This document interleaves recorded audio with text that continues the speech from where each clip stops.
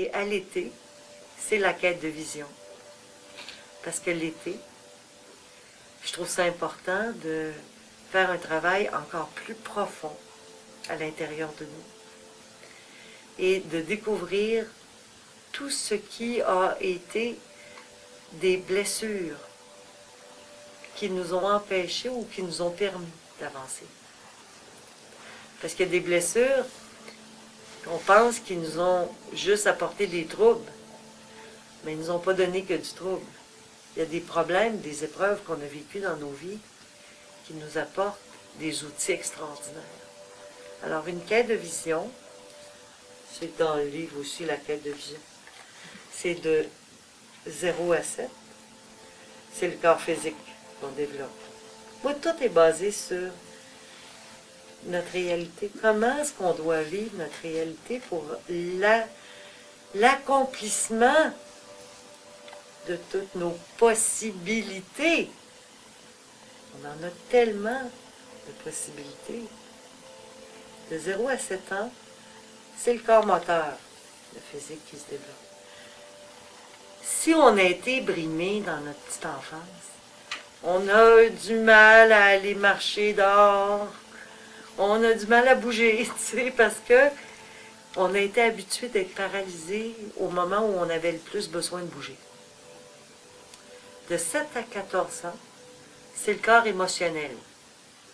Si on a eu beaucoup de blessures émotionnelles, ben c'est sûr et certain qu'on porte ça en nous. Fait qu'il faut regarder c'est quoi qu'on a vécu et quelle force ça nous a obligés à développer. Parce que, moi je dis tout le temps, il n'y a pas une épreuve qui nous arrive sans qu'on ait l'intelligence de trouver une solution pour s'en sortir. Puis la force qu'on a trouvée, la solution, c'est notre force. C'est ça une quête de vision. Ça vous donne une idée, là. Et de 14 à 21 ans, c'est le plan mental. Puis le 28, juste de 21 à 28 ans, c'est l'état de, comment j'ai appelé ça, je ne me rappelle plus, d'expansion de conscience. C'est la révolution, là. Tu sais, on le sait ce qu'on veut, on va vers ce qu'on veut. Et là, souvent, on n'est pas berné. C'est vraiment entre 0 et 7, 7 et 14 que c'est le plus difficile. Parce que lorsque 14 et 21 s'installe, le plan mental, lui, il trouve des solutions. Mais c'est là aussi qu'il trouve des blocages, parce qu'on se dit, ben, moi là, c'est bien valable. J'ai connu des gens, moi, qui avaient un mental tellement fort, mais ils avaient vécu des choses émotionnelles tellement puissantes, tellement blessantes, qu'ils avaient développé un mental surpuissant pour pouvoir être capable de vivre. Alors j'ai trouvé génial, mais là, à cette heure, il n'y en avait plus de danger. Fait qu'une quête de vision, c'est de réaliser que oui, on peut avoir vécu toutes ces étapes. On peut avoir vécu de grosses épreuves, mais il n'y en a plus de danger. Alors on peut recréer notre existence. Ça, recréer notre existence, c'est-à-dire avec toutes les forces et les pouvoirs. Puis la quête de vision, de la façon que c'est fait, vous voyez dans le livre, il y a des pages blanches où vous écrivez votre histoire. Puis il y a des pages à double colonne où vous écrivez le positif et le négatif. Justement, c'est écrit négatif, positif.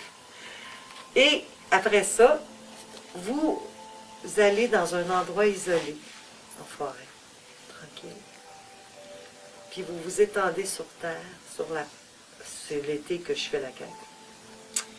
Et vous demandez à la terre de tout absorber, votre ancienne histoire, votre ancien moi, pour donner naissance qu'à votre nouveau moi, les côtés favorables de vos découvertes. Parce qu'une quête de vision, ça prend un certain temps. Il y a des odeurs qu'on se rappelle. Il y a des climats de tension dans nos enfances. Il y a des situations difficiles. Il faut l'écrire. Il faut les écrire. Puis c'est comme ça, moi je vous dis, à un moment donné, quand on fait un travail réel, sérieux, simple, quand on est en contact avec toutes ces possibilités-là, chaque jour, on est propulsé. Puis à un moment donné, la vie nous porte. Elle arrête de nous écraser. Et on est heureux. Et c'est ça qui est important. La joie, le bonheur. Alors, chaque jour de notre vie, il faut essayer de cultiver le bonheur.